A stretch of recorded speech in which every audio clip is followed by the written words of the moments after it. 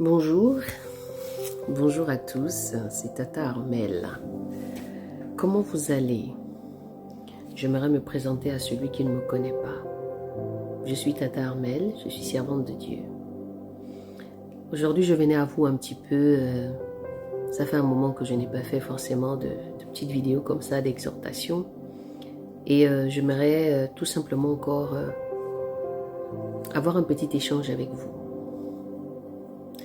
Merci Seigneur encore pour ce moment de grâce. Merci Seigneur de faire ce que tu veux. Merci Seigneur de m'accompagner encore en ce moment de partage, d'exhortation. C'est une grâce et c'est une opportunité, Père éternel, que tu permets. Papa, que tu ouvres l'entendement de quelqu'un qui va m'écouter.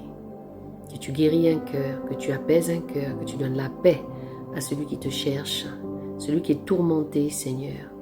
Papa, que tu puisses m'accompagner en ce moment, que je ne fasse pas ce que moi je veux, mais que toi seul, Père éternel, tu fasses ce que tu veux. Au nom de Jésus, Seigneur, je sais que tu es présent. Accompagne-moi et que ma bouche soit la tienne. Gloire soit rendue à toi. Au nom de Yeshua. Alors, au risque de me répéter, moi c'est Tata Armel. Je fais des lives tous les samedis. Et entre-temps, dans la semaine, je fais des lives sur ma page Facebook qui s'appelle Eau de vie édifie. Je fais les conférences Google Meet conciliées avec Facebook le lundi, le mercredi, le jeudi, le vendredi. Donc le lundi, le mercredi et le jeudi, on reste concentré dans la lecture biblique. Et oui, moi je vous amène beaucoup à la lecture, à vous faire réfléchir et à participer au royaume et à vos efforts personnels. Tu ne vas rien gagner si tu ne fais pas d'efforts. C'est vrai que Jésus est mort sur la croix. Il est ressuscité le 3e jour. Il a tout payé comme il le dit, mais sauf que toi tu dois faire ta part. Et c'est quoi ta part? Ta part c'est la détermination et la marche et la sincérité vis-à-vis de lui. Ta part c'est d'aller t'arracher, de sortir du péché et de te préparer de retour. La parole de Dieu dit qu'on entendra des guerres et des bruits de guerre, mais ce ne sera pas encore la fin. Donc je pense que c'est un moment propice à toi.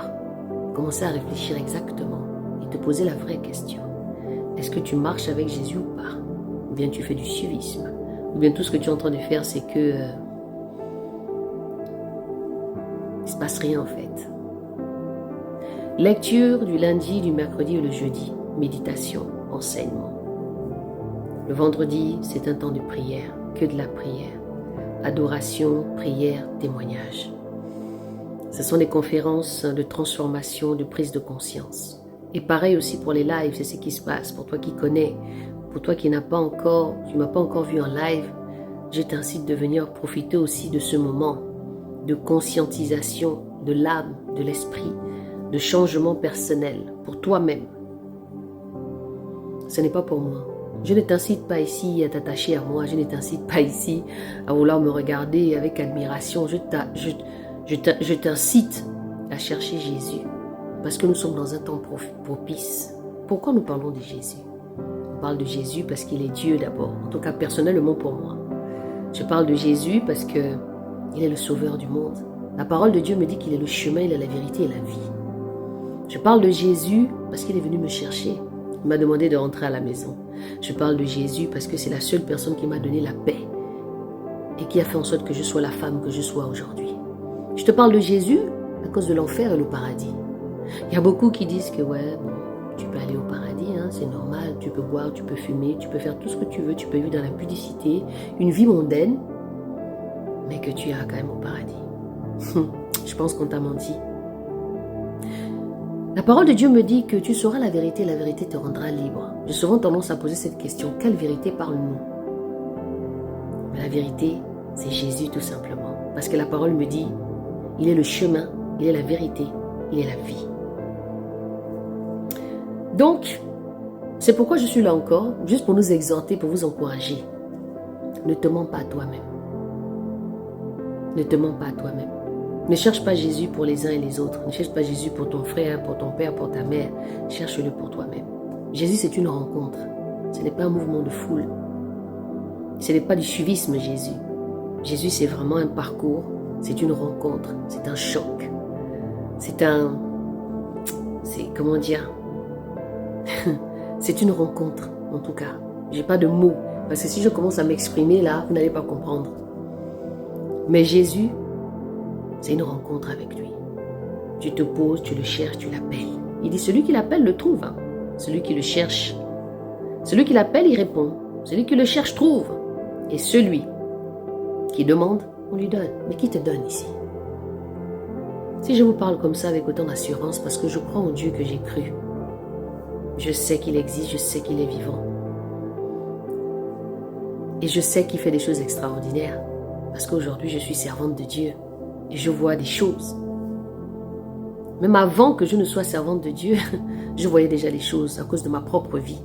Alors maintenant que je vois comment il travaille, par rapport aux responsabilités qu'il m'a données, je me dis, waouh, je ne peux pas douter de lui. Et c'est cette assurance que je viens te donner encore maintenant. Ne cherche pas Jésus pour les uns et les autres. Cherche Jésus pour toi, pour ton salut personnel, pour la vie éternelle. Parce que en fait, il faut se poser la vraie question en fait. Tu cherches Jésus pourquoi? Quelle est ta base de dire que tu es chrétienne? Moi, je ne dis plus que je suis chrétienne, je dis que je suis disciple de Jésus. Parce que ça sonne un peu différent. Parce que j'ai l'impression qu'on est tous des chrétiens. On est tous des chrétiens et des chrétiennes sans pourtant savoir qui nous sommes réellement. J'avais envie de partager en fait un verset dans Jérémie 17, verset 9, qui parle du cœur de l'homme. Le cœur est trompeur plus que tout, et il est incurable. Qui peut le connaître? Je le relis encore. Le cœur est trompeur plus que tout, et il est incurable. Qui peut le connaître? Moi, Yahweh, je sonde le cœur, j'éprouve les reins pour rendre à chacun selon sa voie, selon les fruits de ses actions. On est dans Jérémie 17 au verset 9 à 10. Je te laisse aller le méditer et je t'incite à lire la Bible. La Bible, c'est la notice du chrétien. Tu vas me dire, peut-être toi qui vas passer ici, mais oui, mais la Bible a été écrite par des hommes. La Bible a été écrite par des hommes qui étaient inspirés. Je n'ai jamais vu un livre que tu vas lire et c'est comme un doigt qui va se tourner sur toi-même.